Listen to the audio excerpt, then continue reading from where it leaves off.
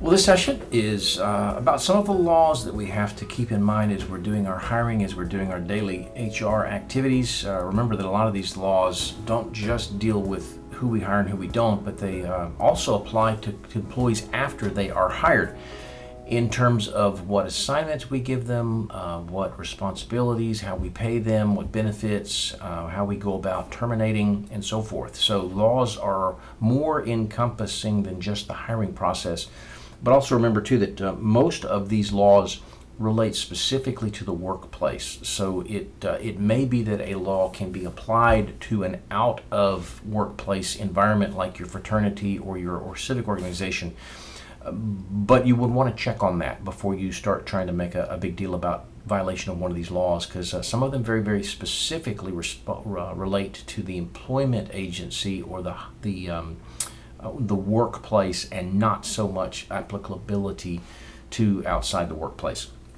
So in this particular video, we're going to look at a handful of laws, and then we're going to look at some general other ideas that, once again, if you've taken Intro to HR, and probably you have, because I think it's a requirement for this course, these things will be familiar to you. Hopefully when you were in that Intro to HR, you were really kind of listening at this point, and you got the basics of what these laws are. Again, we won't go into any real detail on most of these laws other than to remind you what the basics are.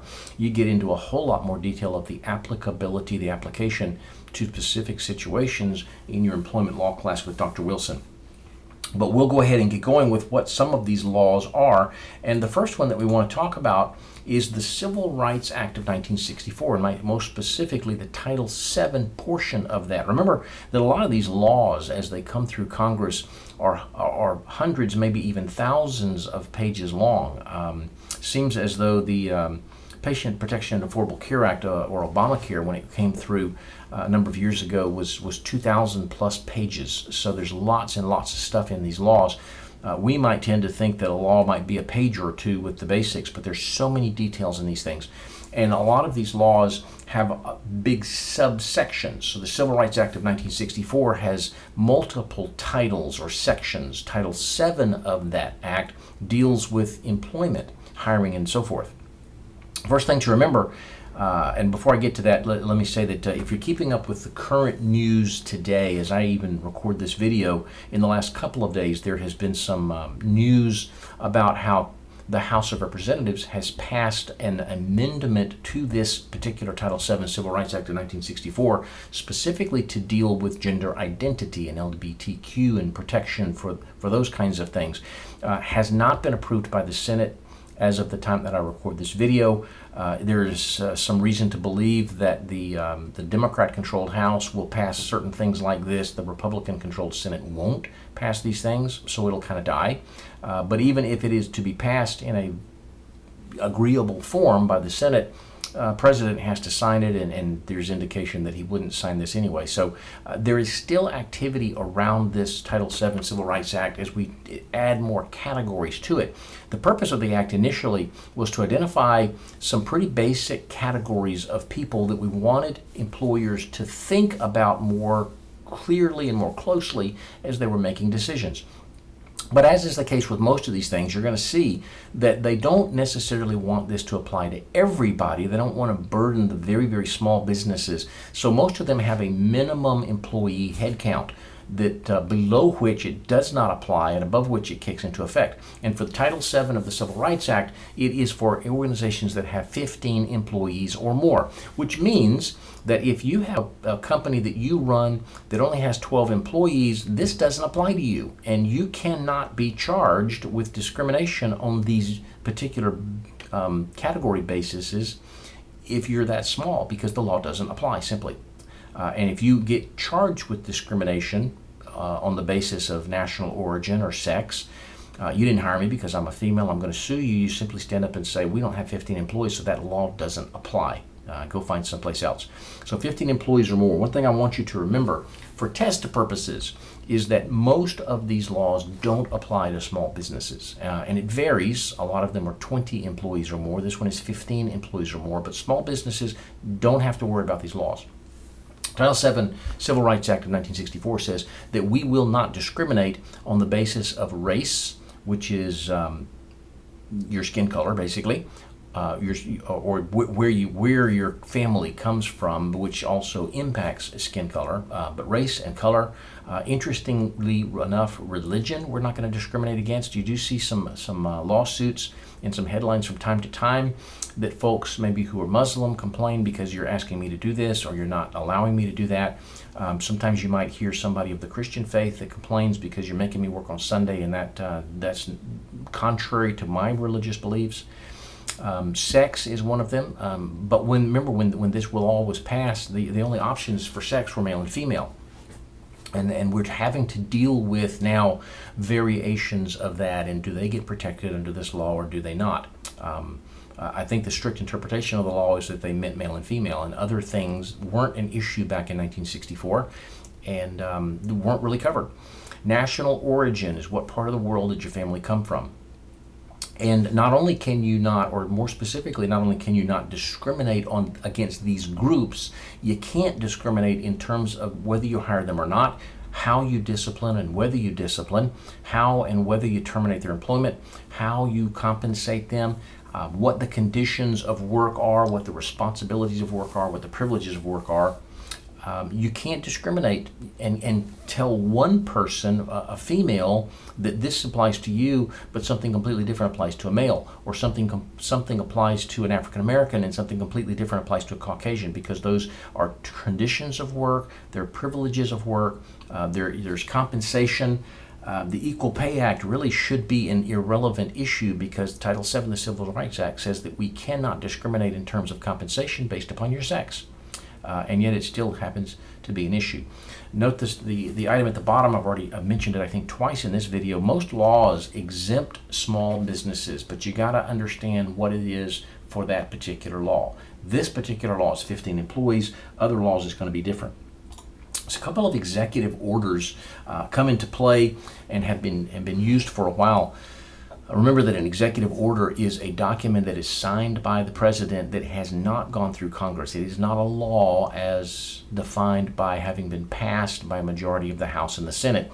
But executive orders kind of bypass Congress sometimes, but they only apply to the federal government.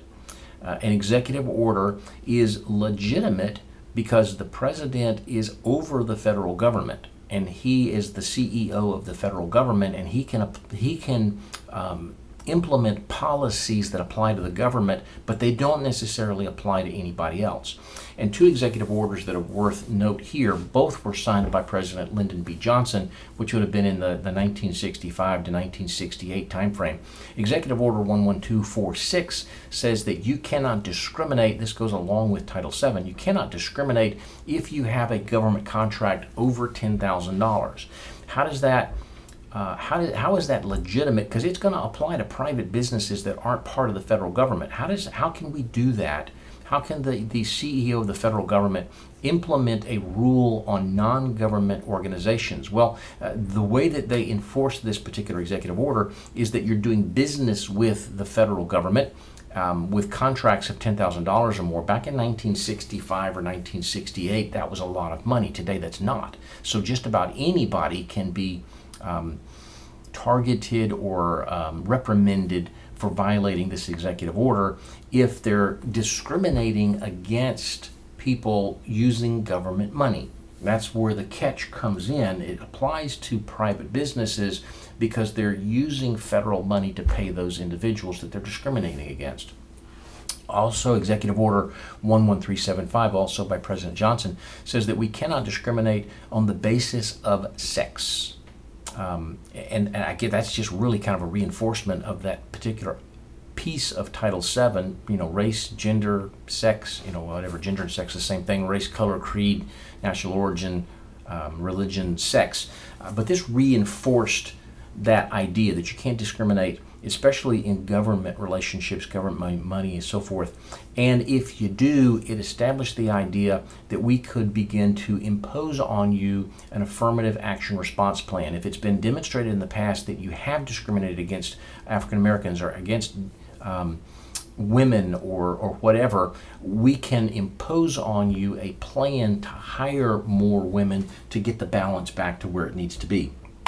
Third thing that we want to remember in terms of law is the Pregnancy Discrimination Act. Just like Title VII, this is a 15-person cap. Below 15 people, it doesn't matter. So if you have a small business that says, in the interview process, this kind of comes to mind from discussions that I've had with my wife in terms of friends that she has known that have their own small businesses, that in the process of interviewing ladies for their job, the older gentlemen who run the company would say in the interview, you're planning to have a baby anytime soon. Because we're not going to be really interested in considering you for employment if you're going to be leaving to have a baby, to take care of a baby. And you instinctively would think, oh, that's discrimination. But the fact is that this company has fewer than 15 employees, so this law doesn't apply. 15 employees or more, the reason why we have this protection against pregnancy discrimination is that we consider pregnancy to be a temporary disability. A disability is defined by the terminology that it is any condition that impairs a major life function. And we would say that being pregnant and having the large belly and having to go to the bathroom frequently and being sick and not having the range of motion, being limited by your doctors in terms of your lifting and how much you stand and so forth, impairs a function of life. But it's only temporary. Once that baby's born, that disability has gone away. So when we have ladies that are pregnant, we cannot discriminate against them when we're hiring them. We cannot discriminate against them when we are planning promotions and things. Even while they're pregnant, we can't reassign them to other jobs. We've got to provide some sort of accommodation to help them do the job that we've hired them to do. Related to that is the Americans with Disabilities Act, or the ADA. Again, it's 15 employees or more, and it's interesting that this is applied to people that have disabilities, but it's also applied to people who are perceived as having disabilities.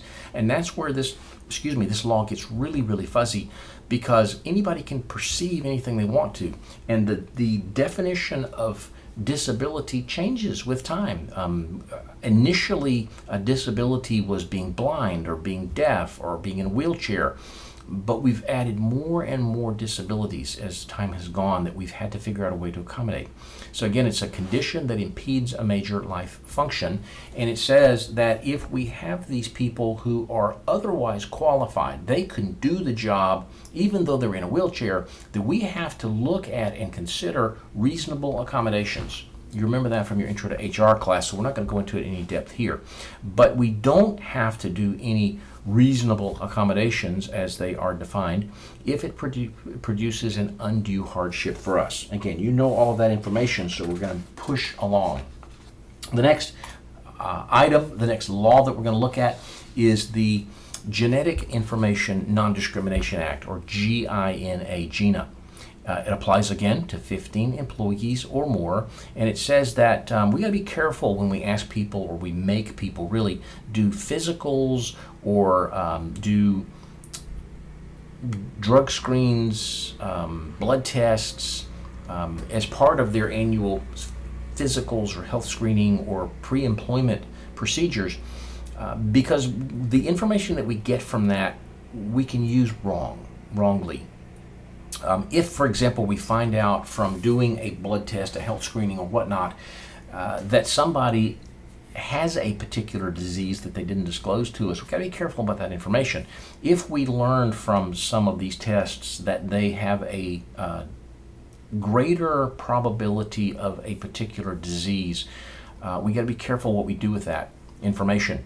And because there is a gray area, a lot of times the way that we set these things up, if we need to do physicals, if we need to do health screenings and blood tests and urine samples and things like that, we kind of contract that out as HR so that some other company does the test and gets the results, and they just give us a summary of the important things that we need to know, and they keep secret or confidential the things that we don't really need to know. And therefore, as a result of doing these physicals and health screenings, we as HR, we as the company, haven't learned information that could potentially harm you that's really none of our business, that has nothing to do with the job. But the law there, again, the GINA, Genetic Information Non-Discrimination Act, kind of governs how we go about doing physicals and drug screens and things like that, and what we do with the information that we learn as a result of doing those things. The Rehabilitation Act says that we have to look for ways to hire disabled people, people in wheelchairs and different things like that, especially if we have at least $2,500 in federal contracts. And you think about federal contracts, it's probably very rare that you get a federal contract for less than that amount of money. Most federal contracts, especially with a multiple $trillion budget, are big number budget items. So the Rehabilitation Act applies to almost everybody who does business with the government. And we've got to not just immediately discount people who are disabled, but not just hire people when it seems right or seems beneficial to us, but we've got to be proactive in trying to hire the disabled folks. All right. The next one is the Age Discrimination in Employment Act. This one's a little different in the sense that it's 20 employees rather than 15 was most of the rest of them. Remember that the Age Discrimination in Employment Act, the ADEA, don't confuse that with the ADA, which is the Americans with Disabilities Act. The Age Discrimination in Employment Act, ADEA, only applies to people who are 40 years or older. So if you're a 35-year-old and you feel like you have been passed over unfairly for a promotion, you can't claim hardship under this law. It only applies to people who are 40 and older. And the reason for that was because it typically is the 40 and older folks who earn more, who might be the recipient of bad decisions or unfair decisions by management because they're in the higher pay ranges and they have the levels of responsibility. And we're trying to target employers in this law who act unfairly towards older people. No reverse discrimination applies. So if you go out of your way as an organization to take care of somebody who's 50, and the result of taking care of somebody, promoting somebody, giving a raise to somebody, whatever, giving the good assignment to somebody who's 50 means that you passed over somebody who's a female, who's under 50, who would legitimately have a claim of discrimination under Title VII. The laws can't coexist. This one takes precedence because they're over 40. It's kind of a little bit hard to explain there, but you'll understand that sometimes these laws kind of compete with each other, and you can't claim discrimination against you because you did something that would have otherwise discriminated against somebody 40 or older, and you can't claim reverse discrimination and really go out of your way to help somebody who's over 40 simply because they're over 40.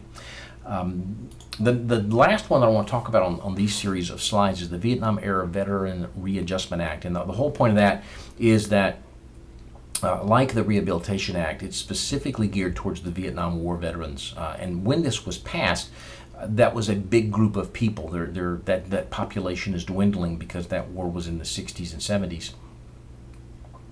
And a lot of those folks have already gotten settled or passed away from different things. But it's a little bit higher threshold in terms of who applies. If you've got $25,000 or more in government contracts, it says that you've got to be proactive in hiring veterans, and particularly veterans who are disabled as a result of having fought in that war.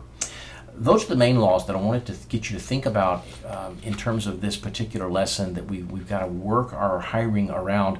But there are also a couple of other issues that I want you to remember. Why are we doing all of this anyway?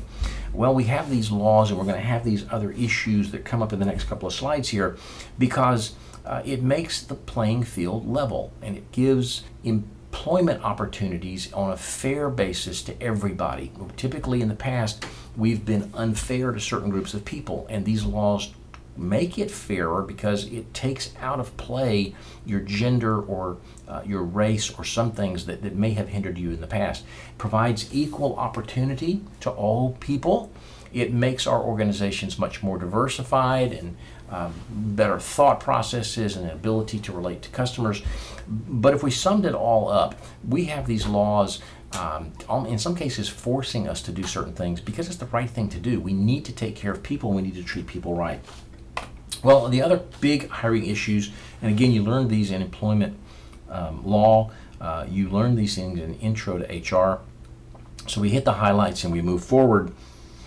Fraudulent recruitment is one that we didn't talk about much in my Intro to HR class. that you want to know about.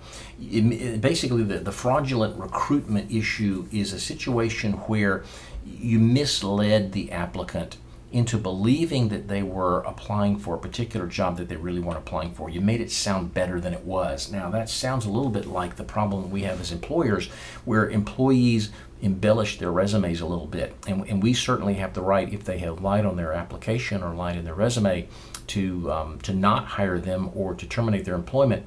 But it can work the other way around too. Just like you as the candidate might represent yourself, we might misrepresent the company, and we might misrepresent the position. So it is misrepresenting the job. It's giving you a false impression that this job is something different than what it really is. It's making this job sound glamorous when it's really pretty cruddy, knowing that they wouldn't ever accept the job offer if they knew the truth about this job. So we got to be careful about being accurate in terms of how we describe the job. It's not only just misrepresenting the job, but it's misrepresenting the organization. If we claim to be something that we're not, and they come to work for us and they say, wait a minute, this is not what I thought it was, then we've got an issue with fraudulent recruitment. If we exaggerate the benefits, or if we exaggerate the salary, or if we make promises that are just not realistic, then we're guilty of fraudulent recruitment. And there's a couple of steps that have to take place, criteria or qualifications for this to be a true thing. Number one is that the employer, the hiring person, I as the manager, made a misleading statement, number one, that number two I knew was false. I intentionally lied to you to mislead you. Number three, I counted on you to use that particular statement when you were making your decision to take this job. So maybe, for example, I'm trying to get you to take this job. All I can offer you is $30,000, but I say, you know what? You take this job at $30,000, which I know is less than what you want. In 6 months, we will double your salary. And I know that's a lie, but I know that if I don't tell you that you won't take this job. So I made a misleading statement. It wasn't an accident on my part. I knew it was false. I knew it was a lie. And I was counting on you to use that statement or that information to make your decision. You then, in fact, did use that. Okay, I don't like this job the way that you presented it, but on the promise that you're going to double my salary from 30 to 60 after 6 months, I will take this job. And then after you come in, I didn't do it. I've misrepresented. I've been fraudulent in my proposal or in my description of the setting. And in that case, I have been guilty of fraudulent recruitment. The next one is negligent hiring. You know this one. We didn't do reasonable background checks. We didn't take the effort to learn something about you that's important. And it says that we shouldn't hire people that are going to cause problems for our employees, our customers, our vendors, whatever else. We shouldn't hire somebody that is going to go out and rape one of their coworkers, or that's going to beat up one of their coworkers, or that's going to steal from the company, or that's going to kill somebody, or whatever. We shouldn't hire those people because we ought to at least have a decent idea about their past. And it says in trying to determine whether this applies, you as the candidate have some issue in your past jobs. That the last job that you had that you got fired from, you got fired because you beat somebody to a bloody pulp. I hire you without making a really decent effort. I don't have to go into depth, but I got to at least try to find out about your past, to see if there's anything about your past that could cause concerns here. Because you've got this thing in your past, I didn't bother to find out about it. And when you get hired, you do the same thing here. You beat somebody up at your last job, I didn't find out about it, I hired you, you beat somebody up here. And somebody gets hurt as a result, either physically, emotionally, whatever. And the claim is, if I had just done my due diligence, if I had bothered to call that employer and said, hey, this person's applied for a job, what can you tell me? Why did they leave? They got to be careful as to what they tell you, but we ought to be able to find out they left on bad terms. And I don't necessarily have to tell you what they were, but they left on bad terms, and no, we would not consider them for rehire. Something's out there that could cause a problem here. And so I need to make a really careful decision as I'm looking to hire. Negligent hiring is hiring somebody that we shouldn't, that had a past, it resurfaced here and somebody got hurt as a result. Negligent retention is where once they're here, we learn something about them that could cause a problem and we don't do anything about it. We keep you and then they act out on that thing that we suspected might be a problem and it creates harm. So we can be negligent in terms of hiring people we shouldn't hire. We can be negligent in terms of keeping people that we should have let go. And then negligent referral. That's where you as the previous employer know something about this person that we need to know as the new employer and you don't bother to tell us, and it becomes a problem at our job. You can read over those pieces of information and try to gain a little bit more knowledge. We did talk about it at least a little bit in our Intro to HR class, so hopefully these are decent ideas to you that you already know that you just need to refresh on.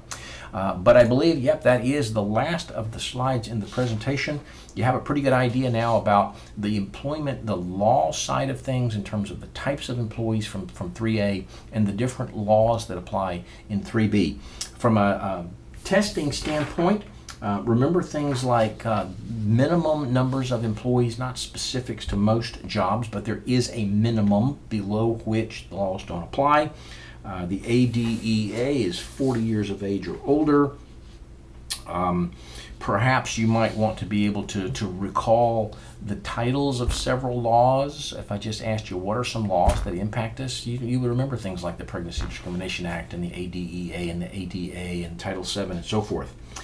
You're also going to want to remember some things like what is fraudulent recruitment in general, what is negligent hiring generally, what is negligent referral generally, things like that.